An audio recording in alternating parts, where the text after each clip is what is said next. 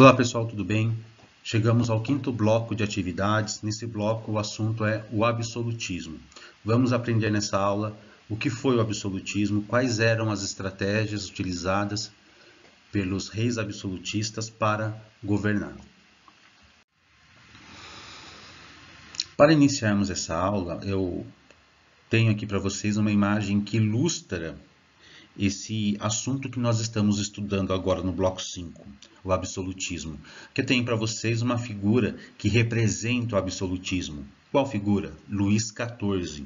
Luís XIV, rei da França entre 1643 e 1715. Luís XIV talvez seja o maior símbolo do absolutismo europeu. Perfeito? Aqui nessa imagem, aparentemente, não há nada de interessante que desperte seu interesse. Mas se vocês prestarem atenção nos detalhes dessa imagem, em que ela está representando aí o governante da França, o rei absolutista Luís XIV, temos aqui alguns detalhes. Alguns objetos: o cetro, a coroa, a espada, o cenário, a postura, não é?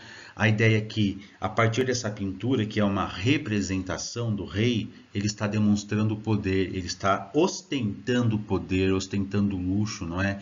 Perante ali os seus súditos, perfeito? Então, só para que vocês possam aí, não é, identificar o que seria um rei absolutista. Aqui eu tenho para vocês outro rei absolutista, Luís XV, tá? Que governou a França aí entre 1715 e 1774. Novamente, aqueles objetos que eu mencionei no slide anterior, o cetro, não é?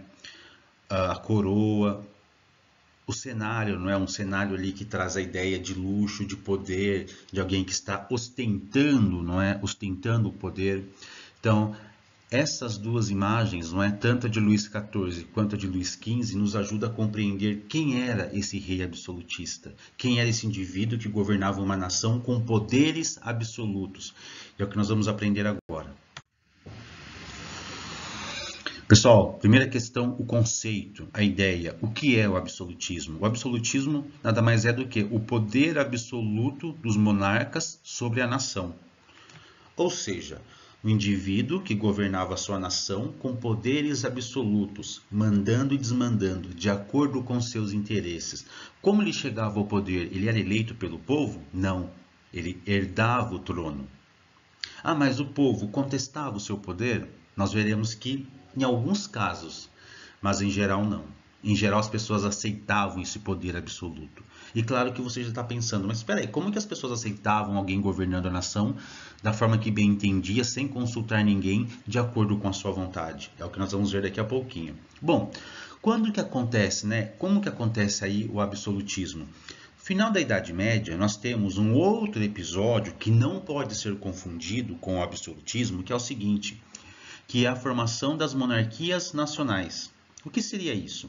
Quando o sistema feudal foi entrando em declínio, isso acontecendo ao longo do tempo, não é? Então o feudalismo foi entrando em crise, os senhores feudais foram perdendo aos poucos o seu poder e os reis foram retomando esse poder, foram centralizando esse poder. Então, antes você tinha senhores feudais governando, não é? Agora você tem o quê? Um rei. Ah, mas isso acontece da noite para o dia? Não, isso foi um lento processo que foi acontecendo ao longo dos anos, décadas e até mesmo séculos. E de repente, com o passar do tempo, os reis, após a formação dessas monarquias, em que os reis assumiram o poder de suas nações, eles se tornam o quê? A autoridade máxima. E a partir daqui, então, eles começam a cada vez mais o quê? A concentrar poderes, concentrar poderes.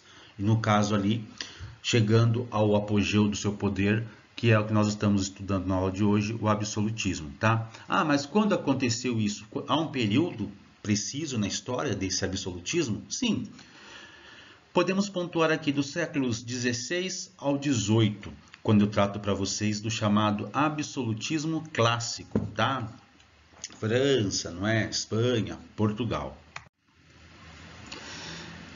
Acabei de falar para vocês agora há pouco que esse rei governava de forma absoluta, mandava e desmandava.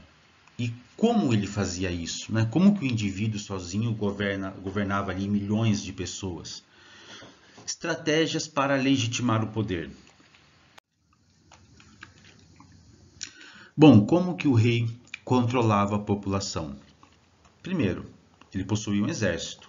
Esse exército protegia a nação dos invasores externos, não é? De inimigos, mas também contribuía para controlar o povo. Qualquer revolta contra o governante, contra o rei, era reprimido com muita violência. Além disso, cobrança de impostos. Hoje, nós pagamos impostos. Naquela época também. Hoje, nós pagamos impostos para o Estado, não é? Para o funcionamento do Estado. Essa é a ideia.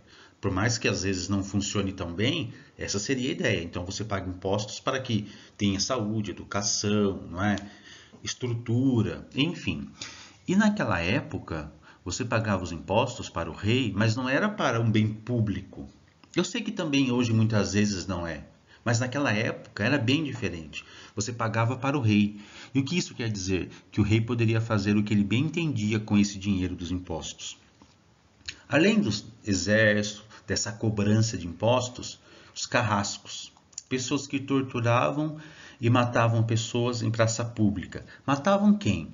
Sobretudo, pessoas que faziam oposição ao rei. Pessoas que eram contrárias ao poder do rei absolutista. Além disso, nós temos prisões, a propaganda. Então havia essa ideia, né, do rei difundir que ele era um grande governante, que ele queria o bem da sua nação. Por mais que as pessoas estivessem passando fome, dificuldades, sofrendo ali nas mãos desse rei absolutista, havia essa ideia de vender a imagem desse rei como um grande governante. Mas como assim propaganda? As duas imagens que eu abri a aula, tanto de Luís XIV quanto Luís XV, aquelas duas pinturas, é uma forma de propaganda, de vender para os súditos o grande governante que eles tinham. Tudo bem? E por fim, claro, festas, não é? Nas festas em que havia ali, no caso, uma grande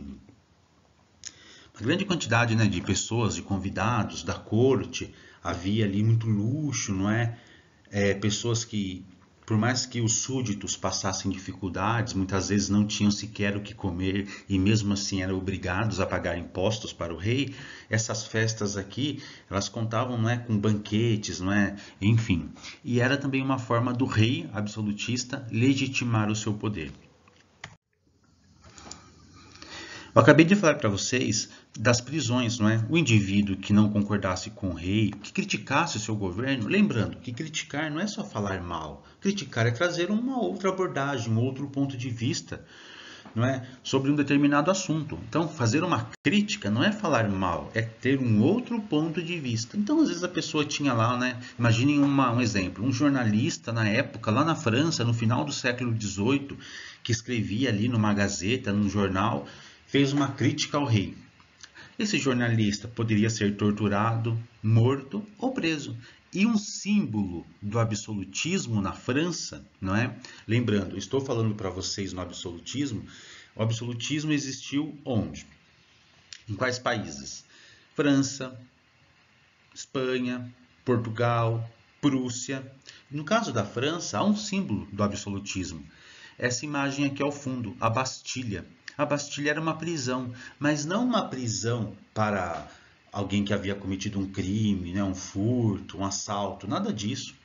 A Bastilha era uma prisão para as pessoas que eram opositoras ao rei, tá?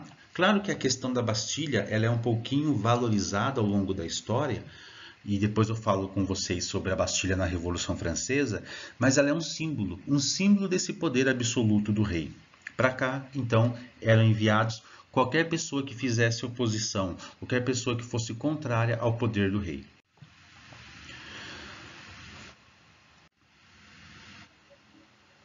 Pessoal, e aqui nós chegamos às justificativas teóricas para o absolutismo. Aí você pensa, nossa, o que é isso, professor? Teóricos, pensadores, filósofos, enfim, naquela época, que escreviam justificando o absolutismo. Como assim? Afirmando que o absolutismo era algo necessário ou que deveria ser aceito. Mas por que aceito? Por que era necessário? Vamos ver agora. Primeiro grande teórico do absolutismo é esse pensador aqui, Jacques Bossuet, tá? Segundo Jacques Bossuet, o rei, ele herdou o poder, mas ele não herdou o poder assim de qualquer indivíduo. Ele herdou o poder de Deus.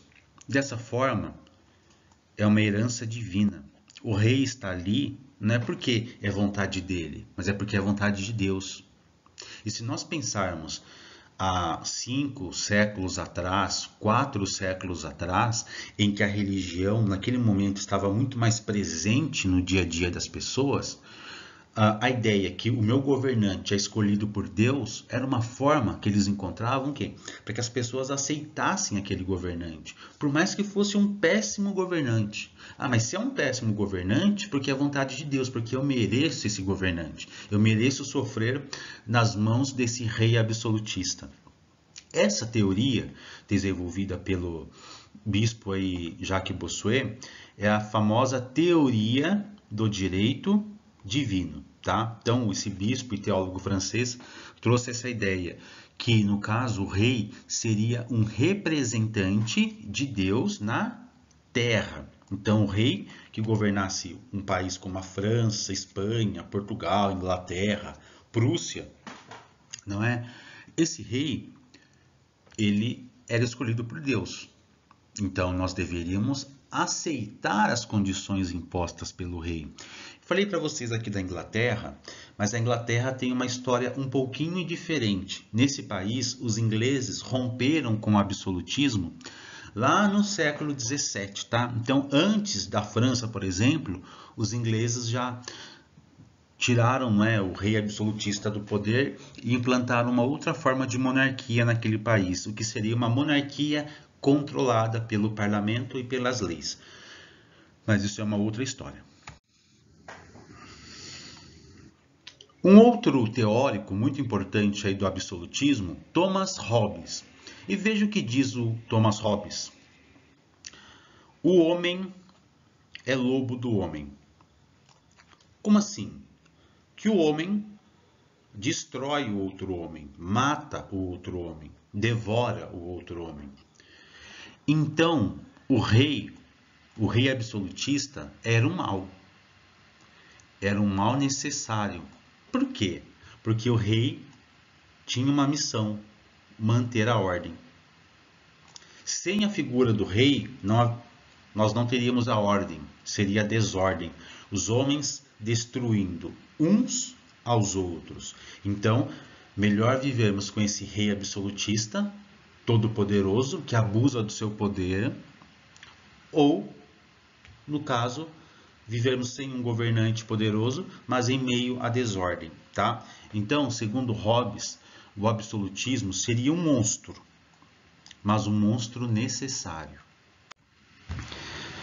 Que eu tenho para vocês a capa da obra Leviatã, tá? Nesse livro, então, o Hobbes ele justifica aí o rei absolutista, o porquê o rei absolutista era importante, era necessário, tá? Temos aqui a imagem, o rei ao fundo, vejam vocês, utiliza uma armadura. Nessa imagem não está tão nítido, mas se vocês observarem, a armadura do rei é formada por pessoas. Essas pessoas seriam quem? Os súditos. As pessoas que eram governadas pelo rei absolutista. E aqui, o rei, ele causa o quê? Temor, medo, para que as pessoas assim o respeitassem. E aqui ele observa, aqui na frente, na imagem, no primeiro plano aqui, nós temos o que? A cidade. E ao fundo o campo. Então o rei governa toda a nação. Ele é um monstro, mas ele é um monstro necessário, porque ele que mantém a ordem aqui em nosso reino. Pessoal, então era isso. Tratamos aqui de um assunto muito importante na história, o absolutismo. Conforme eu falei para vocês, entender o absolutismo é um pré-requisito para a compreensão do iluminismo, que é o próximo tema aí do bloco 6. Então, um abraço a todos, uma ótima semana. Qualquer dúvida, só entrar em contato pelo WhatsApp. Um abração, se cuidem.